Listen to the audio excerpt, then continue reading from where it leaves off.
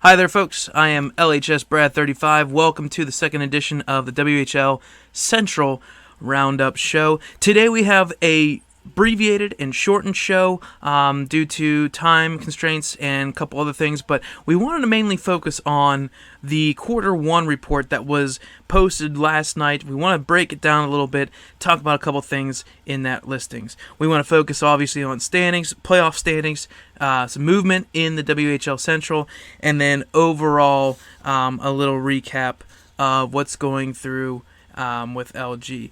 The biggest thing, the reason why we're shortening this today is because we need input. We need a lot more stuff from you guys. Unfortunately, we're not going to be running a top 10 this week again because we just don't have enough clips. We have only received very few clips, but you've got to do that, whether it's on YouTube or Twitch. YouTube, if you give us the recording, we can at least sit through there and pull some stuff, but you've got to give us times. For us to go and sit there for that long to try and figure out everything just takes a little bit, but there's that. So if you want more, please give it to us. You can contact me at LHSBrad35. You could post something somewhere. Somebody would obviously direct you to me, or as well as VGW, the virtual gaming world as well. So anywho, moving right along into our show, the very first thing we want to talk about is the standings in the Central. It's on your screen as we speak right now. If you see, the standings hasn't really changed too much other than one team, and that I want to focus on is Edmonton Oil Kings. Last week they were in second place. For some reason, they had a rough week. They didn't lose games badly. They just didn't play very well. And unfortunately, they have lost 9 games in a row. They go from second place all the way to 6th. They have not had gone to, or they haven't gone to overtime yet, but they're 6-12-0. So I'm hoping that they make some changes there, make some moves that will benefit them in the long run. Anywho, back to the standings. First place, Medicine Hat Tigers at 11-5-2 with 24 points. Lethbridge Hurricanes 11-6-1 with 23 points, right behind them. Calgary Hitmen coming in third at 9-8-1 with 19 points. Kootenai sitting there in the middle at 6-10-2 with 14 points. Red Deer Rebels 6-11-1. I apologize, for 13 points, and then rounding out obviously is Edmonton at 6-12-0 and 12 points. So there are your WHL Central standings. Obviously, this is going to change because another week of movement has occurred. We'll come back to the trades here shortly. Moving right along into the playoffs. If you look at the playoff standings, now how this works, now, and you can post a comment if I'm wrong on this. I want to say this is how it works again. Historically, the past 2 or so seasons I've been in the W as well as the O. The O is where I've been at the most time and owned a team, so that's where I focus on their playoffs very well. The W is a little bit brand new to me, so I'm trying to work it all out. If I'm correct, the WHL acts very similar to like the NHL today in real life. Your top team obviously is going to get a wild card. Your number 2 and number 3 in your division are going to play each other. So if you look at the WHL Central Division, you got the Tigers, who would play a wild card team, Hurricanes, then Hitmen. Hurricane would host the Hitmen. The Tigers would get one of the 4 wild card teams at the bottom. And if you see on your screen, the WHL race is there. So looking through how this works out, Medicine Hat Tigers, even though they're number 1 for the Central, overall in the WHL, of those number 1 seeds, they are the 3rd best. Number 1 is the Thunderbirds with 30 points, then Wheat Kings with 29, then the Tigers. With that being said, they should get the 14th seed, which is the Regina Pats. They are 9-9 with 18 points. So that's how it's set up as of today after 18 games. The Hurricanes would host the Hitmen. The Tigers would play the Pats. Now, just outside, if you look down in the WHL race, just outside of the playoff race right now, in 17th place is the Ice, then followed by 18th place Rebels, and then 19th place Oil Kings. So the fact that the Oil Kings had a 0-9-0 week, they're not. It's 2 weeks in. First of all, so you can't write off any team. But more importantly, a team that went 0-9-0, you can't write them off as well, because like this could flip instantly, this can change instantly. All it takes is one win and an overtime loss, and right now they would be in 16th place. So it's still bundled up. It's still tight. I'd like to see where this goes in the next 2 or 3 weeks. That's when we start getting a good picture of what to expect. So there is your WHL Central standings and playoff standings as of week 2. Next, we'll move into the WHL Media Team Power Index. Now, this is what was posted yesterday, and you can see the results on your screen right now of each individual category. This is what was posted yesterday based upon 5 different factors, and you can see the rankings there. Standings, team stats, player stats, quarter report improvement, and overall team organization and management. Now, number 1 is based upon just your standings. So if you look at the standings section there, it goes 1 through 6 just based upon standings. That's how you get ranked. Now, the scale goes from 1 through 6, obviously 1 being the best because it's the lowest score. So it's kind of like golf, lowest score wins. That's what you want here. So Medicine Hat Tigers get 1 point, Lethbridge gets 2, and so forth, down to Edmonton with 6. Lower the better. We take the averages of those rankings, and that's how we produce our results. Next up is the team stats, and you can see there Calgary with a 2.44 average. That was based upon several categories. I will not mention them all because it would take forever to do them all, but they're based upon all the different categories that are out there, except for a few that are not as weighted, shall we say. But those are your rankings 1 through 6. Then player stats, which we'll talk about here shortly. That's where we're going to talk about the best players and the best lines for teams. Now, this comes into play with everybody's stats, not just one. So it factors in everybody's. Now, for those who are questioning the player stats, the big thing is with Calgary, they've got that 3-headed monster, the 3 forwards that are powerful. That will overweigh anything just based upon production. But they do balance out. However, Calgary is number 1, all the way down to number 6 is Kootenay Ice. The quarter report improvement, obviously that's not around because this is the first quarter. Once the second quarter comes, we'll compare the rankings from this quarter to the next quarter and see if they improved. If they improved, yay, you get rewarded. If you don't improve, you are neutral, and then if you go backwards, obviously you're going to take a hit in our power index rankings. The last one is the overall team organization and management. Obviously right there you can see Lethbridge through Edmonton. This one is a little bit on us as per se compared to other people because this is based upon what we see what's happening. This takes into account everything, whether it's standings, player stats, line comparisons, and anything like that. So our final results in that study, if you look at it, it's now on your screen. It says that, so that's the general wrap-up for the WHL Central Division. And as always, here we're waiting for the results. And as you can see them, they're there. The top section is the results from this power index. Lethbridge is number 1 with 1.75 ranking. Calgary Hitmen with a 2.0. Medicine Hat Tigers 2.25, Red Deer 4.5, Kootenay Ice 4.75, and Edmonton Oil Kings 5.75. The second section below is stating the comparison of where they truly stand in the actual standings versus what this power index says. So if you think about it, Lethbridge was number 1 in our power index, but they're second in division right now. So they're playing supposedly 1 rank under where they should be. Vice versa. Medicine Hat Tigers, you were 3rd in our power index, but you're 1st in the division, so you are technically a plus 2, or you're playing 2 ranks better than where you should be.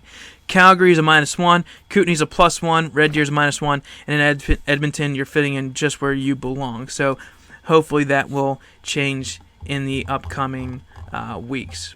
So there's your index based upon what we've created. It's based upon several different rankings. If you want to hear more about it or go more into detail, just post a question on the comments underneath this post or the thread, and we'll get back to you as soon as possible. A little bit of the power rankings that are created by LG. So this is a comparison of the entire WHL. Based upon this week's play, the power rankings for LG for the Central is as follows. Calgary supposedly went from 30th to 11th this week. Edmonton Oil Kings made the biggest fall from 19th to 60th, the last team in the CHL. Kootenay Ice went from 50 to 48th, so +2. Lethbridge Hurricanes went from 17th to 19th, a -2. Medicine Hat Tigers went from 20th to 21st. And then Red Deer Rebels went from 46 to 54. So right now in the CHL, we have two teams ranked in the top 20, and that's Calgary and Lethbridge Hurricanes.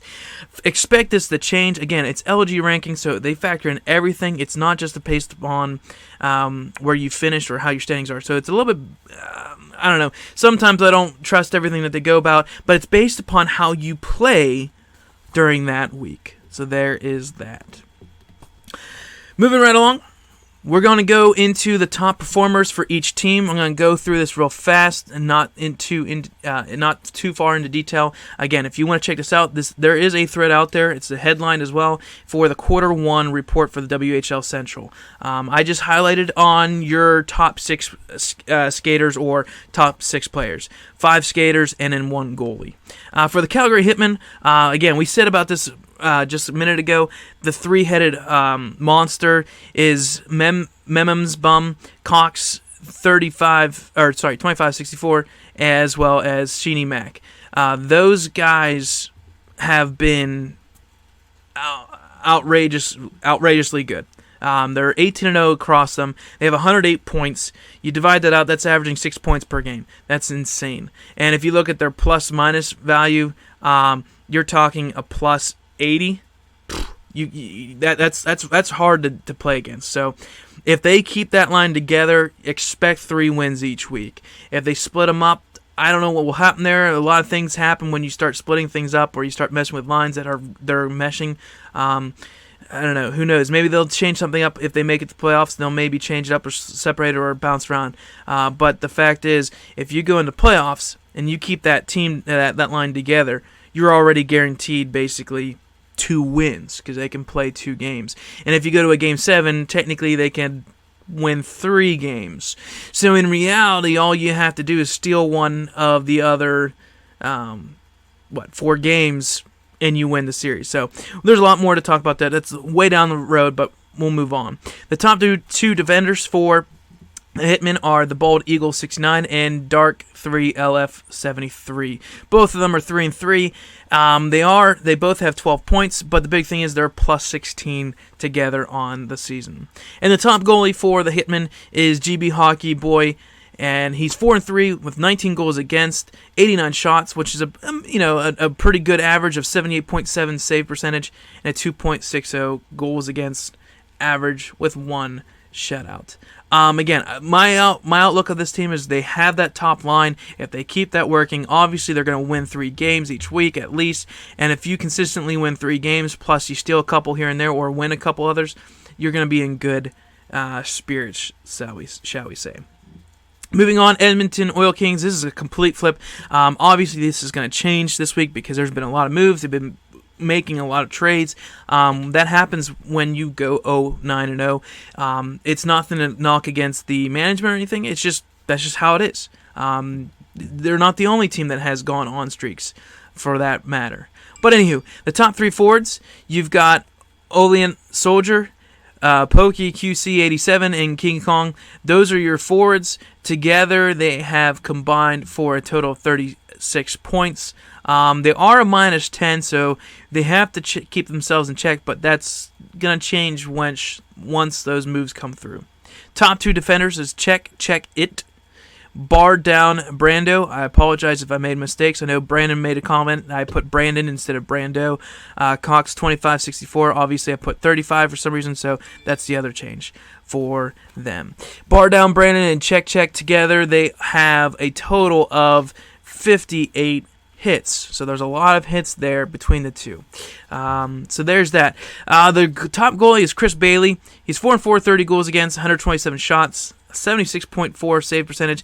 The big problem is there's a 3.76 goals against average. When you give up 3 goals in this league, you'll probably win games. When you're giving up 4 goals, that's when most of these games are 4-3 range, if that even. Sometimes you'll get a top solid defensive team, you're down to 2, just like that.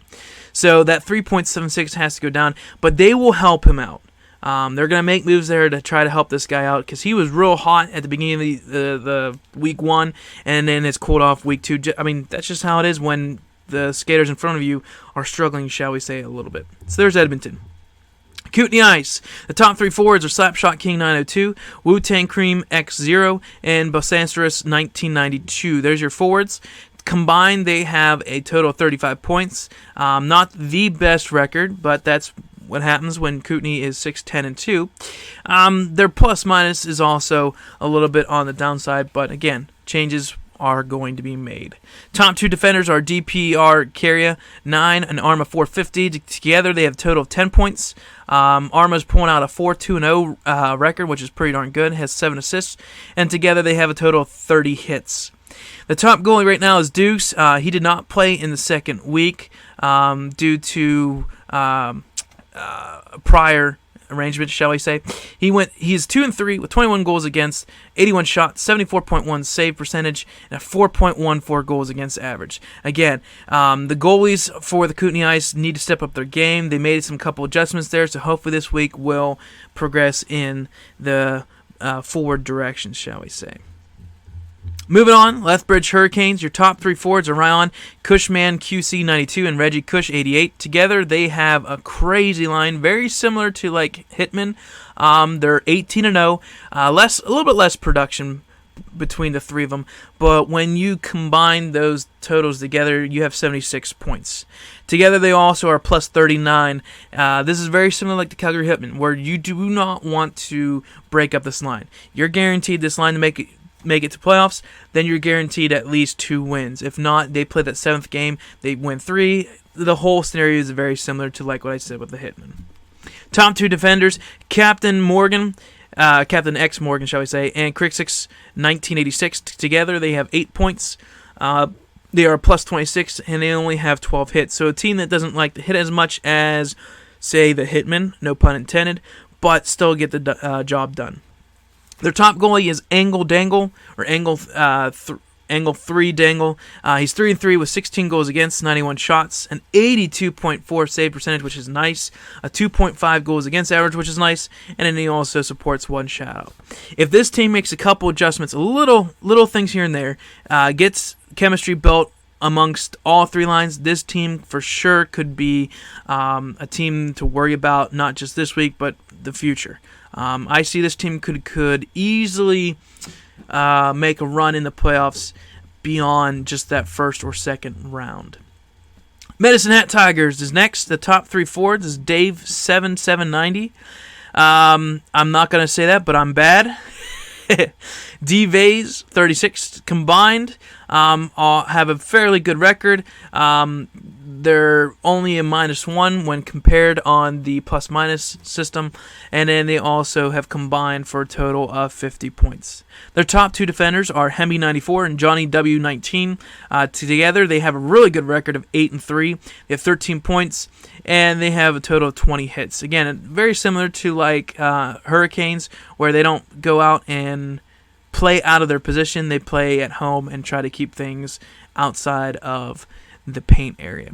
Top goalie is Crazy Matt 1. He's 7-4 with 29 goals against, 151 shots, 80.8 save percentage, which is very, very good. 2.63 is awesome, and 1 shutout. The fact that he's played 11 games and he has an 80.8 so far already, that means that this team has been helping him out. This team is it's tough to understand 1, 2, and 3. In this case, Hitmen, Hurricanes, and Tigers. They all play 3 different styles. The Hurricanes are well balanced. The Hitmen are top heavy with that 3-headed monster. The Tigers seem more defensive than the other 3 teams. They seem like they're going to play from the goalie position out, but who knows? Maybe that'll change this week or with a couple adjustments. Finally, the Red Deer Rebels. The top 3 forwards are Alex QC Killerbox and New Jersey Devil or NJ Devil 29, Clouts PO. Together, they have a combined total of 40 points. And their production of the plus-minus is very bad. That's because their record has been a little bit tough this past week. The top 2 defenders are Biggie Smugs 14 and Buckeyes 25-25. Together they have 14 points, which is great. They have 12 assists, and they have only combined for 9 hits. So this team seems like they're struggling a little bit on chemistry. I think they've made a couple adjustments there, here and there, to hopefully bolster that roster a little bit and make some positive changes. Their top goalie is the Birdman, 27. He's 5-3, 22 goals against, 113 shots. 80.5 save percentage, 2.571 goals against average, and 1 shutout. Again, for 8 games, an 80.5, that is awesome. So there is your best players, shall we say, or your top lines for the WHL Central teams.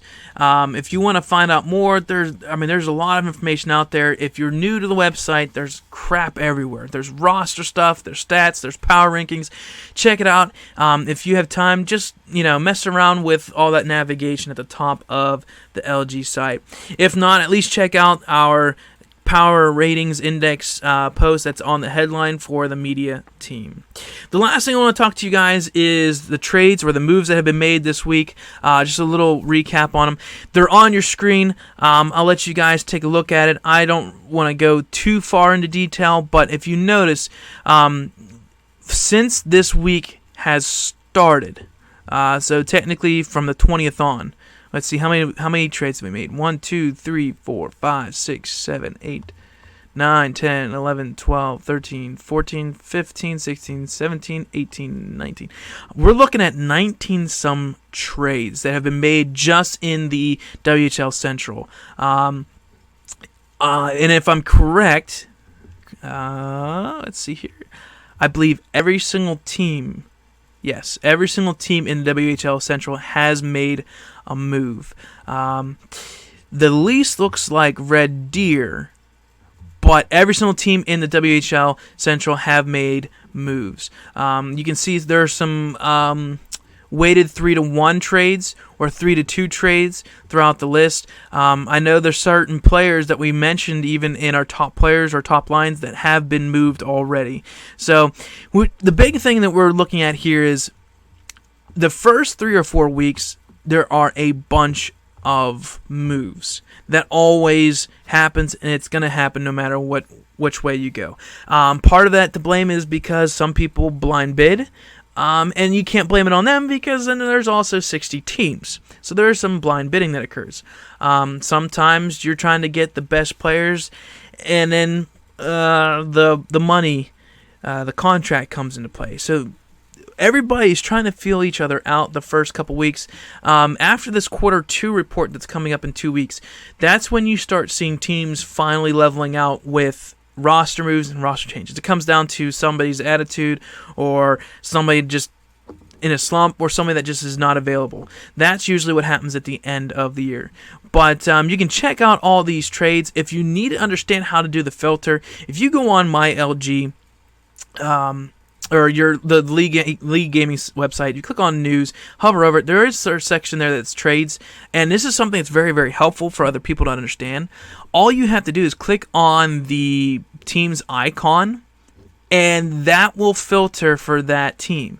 If you click on another team's icon, now you filtered for 2 teams. So that's what I'm doing right now as we speak. I'm just pulling up Medicine Hat, Hurricanes, Oil Kings, Ice, Hitman, and Red Deer. I just click on their icons, and that's what gives me the filter. That's for everything, stats-wise. Anything you want to filter, you may do such. And a little tidbit, and I'm surprised nobody has ever mentioned this really too much. I think it's because they want to keep it to themselves. But if you ever want to check out previous seasons, if you click on like standings or stats or whatever, and at the end of the URL, now you have to go far to on the right because it's all the way to the end, you'll see an equal sign and then an 8. Guess what that 8 stands for? Season 8. So if you go back and change that 8 to 7, you will see everything for Season 7. A little tidbit for those owners or GMs or AGMs who eventually want to take over for Season 9, all you have to do is change that 9 to 8. Now you've got Season 8 stats. Just an FYI. Hopefully I didn't step on toes for saying that, but I think that's great for people who want to see it, and people like me who want to see previous seasons' stats just for the heck of it. That's what I like to do. I like to compare previous owners of previous teams to this team, or to this season, but that's how that goes. So there's that. That pretty much wraps up everything that we wanted to talk about this week. I know I'd like to do a little feature on what I use equipment-wise for the streaming, because I know some people were asking, hey, what do you use, or what do you recommend? So I will do a little feature at some point, maybe next week or in the future, about what equipment that I use, because I do broadcast for not only for League Gaming and the media team, but I also do it for other things, as I am kind of like an official broadcaster for certain sports. So anywho, you'll see that out there at some point. Maybe it's in text or written hand document, or maybe I actually do a video real quick of the equipment. But anywho, that's it for the show. Tune in next week for our Week 3 stuff, whether it is another podcast or documents or some kind of tags or images or headlines. I don't know what to expect yet, because we need help. The WHL Central has been the best. We've been on the ball. We've gotten things rolling, but we need help. Anything you get. The most important thing right now we want to do is top 10 plays. So we need clips. And I don't mean just like a whole game clip, hey, here's what I got, go with it.